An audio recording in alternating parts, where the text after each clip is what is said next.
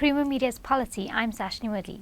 Researcher and analyst Professor Raymond Suttner joins me for Suttner's View, a weekly commentary on South Africa's political scene. Welcome, Professor. Thank you. Is the death of Khwezi significant, or is it simply being used as a stick to beat President Jacob Zuma?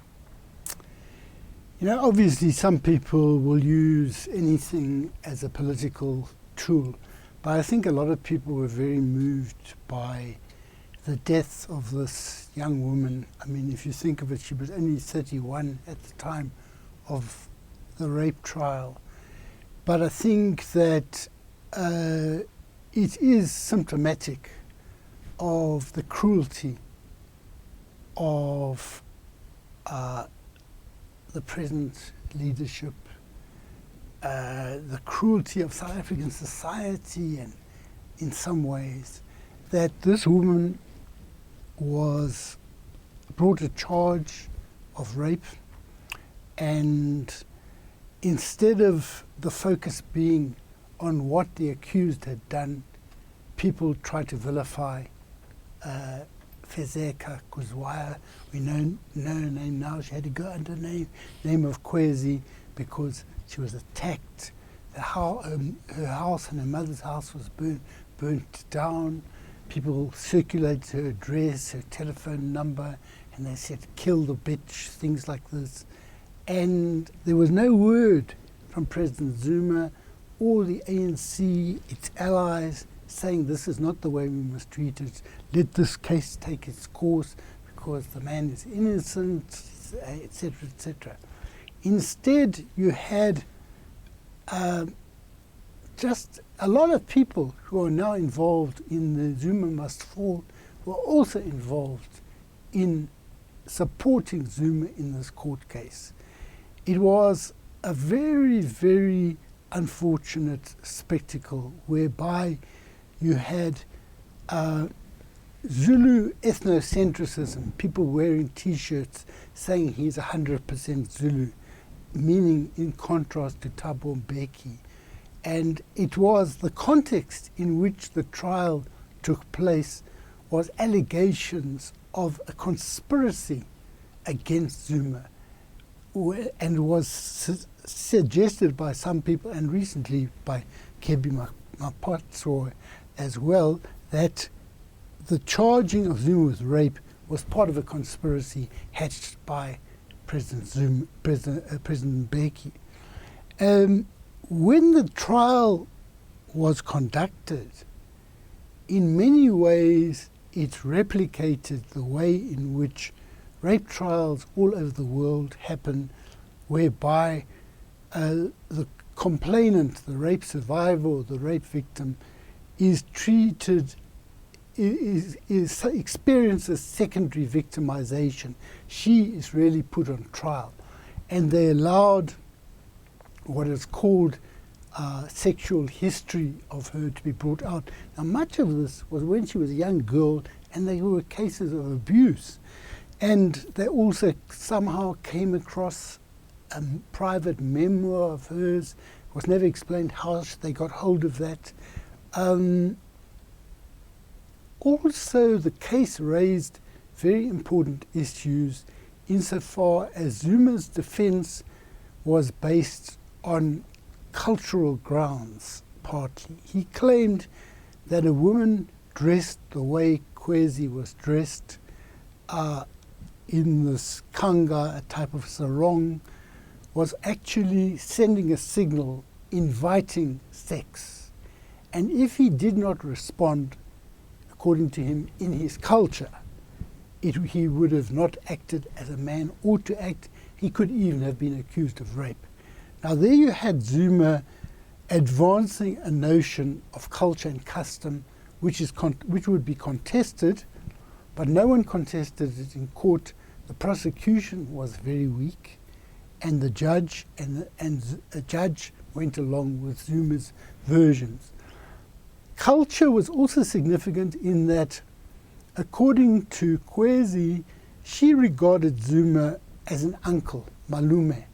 And if you look at the relationship between Khwezi or Khwezi and Zuma, you must recall that her father is a very famous MK fighter, Mandla Judson Kuzwayo, who was in jail with Zuma, who helped Zuma, Ronnie Castro and others in the ANC underground. There's an MK underground cell in KZN that is named after Mandla Judson Kuzwayo. So the way she related to him in terms of the culture of the ANC family type ethos was as an uncle, so that when he denied it and the judge questioned it on the basis of how many times she had phoned him and things like this, it really was a version of culture which a lot of people were shocked at, that he denied this relationship between her and Khwezi. Also, another feature of the trial that was significant is that normally when you're charged with rape, your demeanor is one of modesty, humility, whereas when Zuma came out every day from court, it was as if there was a rally, and he would sing Umshini Wam, bring me my machine gun. And along with him, you had the Alliance allies, the SACP, COSATU, and a lot of ANC leaders. Zuma even brought his own daughter to give evidence in support of him. Now how, there was something very unseemly in the way in which the whole case was conducted. So what I think we need to learn from that case in the first place is that it carries dangers beyond whether Zuma was guilty or innocent. You see, someone said the other day he was found innocent. To be found not guilty is not the same as to be innocent. To be found not guilty means that they could not prove beyond a reasonable doubt that you committed the crime. The problems that I think the case raised relate to a number of aspects of our democracy and our constitution. If we believe in gender equality, did this woman receive the treatment and protection required for someone bringing a charge like this? What will someone think if they have been raped by a powerful man? Will they be ready to bring the charge in the light of the way she was treated?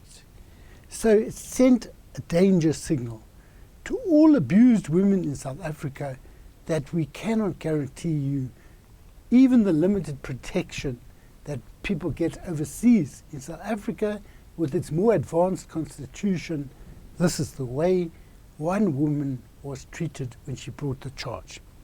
Secondly, it reinforced the notion of militarism, that when you go on trial, you sing a song about a machine gun. A gun is a phallic symbol. And when you say, bring me my machine gun, you dance. In some ways, you're mimicking the rape that you claim you never committed.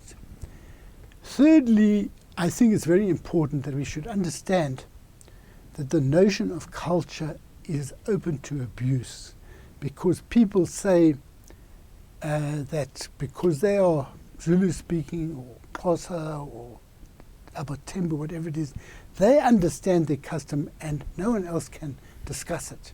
Now, custom is open to contestation. Not every Zulu speaking person would agree with the way Zuma interpreted it. And they want to really, the court colluded in one version of Zulu custom being accepted as being custom. Also, the prosecution was very weak. What they should have done, in my view, is to have brought experts to contest it, to say, is this the case that when a woman is wearing a kanga, is that an invitation? it feeds into the notion that it's not the urges or impulses of men that must be contained, but women must dress themselves in a particular way and mustn't walk in some places. The people who are to blame if they get raped are the women. What can be done about it now?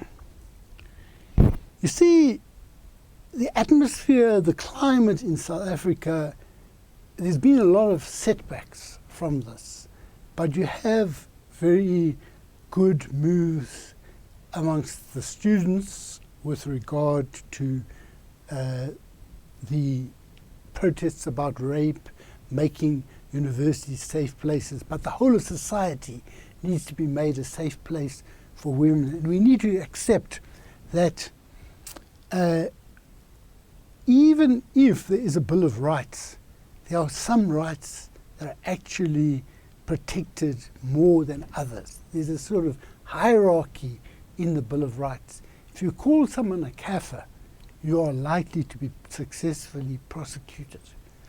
But if you rape a woman, if you rape particularly a lesbian woman, you are unlikely to face the consequences of the law. And we need to recognize, those of us who believe in gender equality and are against patriarchy, we need to recognize that there's work to be done to infuse the consciousness of young boys as they grow up with the sense that they have no right to do this to women. I mean, there's a lot of boys grow up thinking it's completely okay. So those are some of the lessons.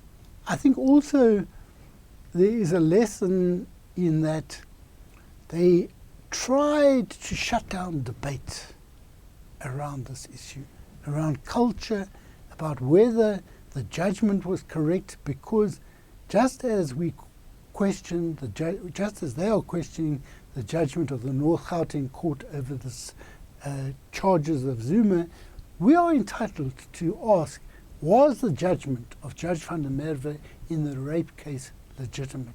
They tried to shut down all discussion, and it was also a defeat for democracy, not just for gender equality. Thank you, Professor. Thank you.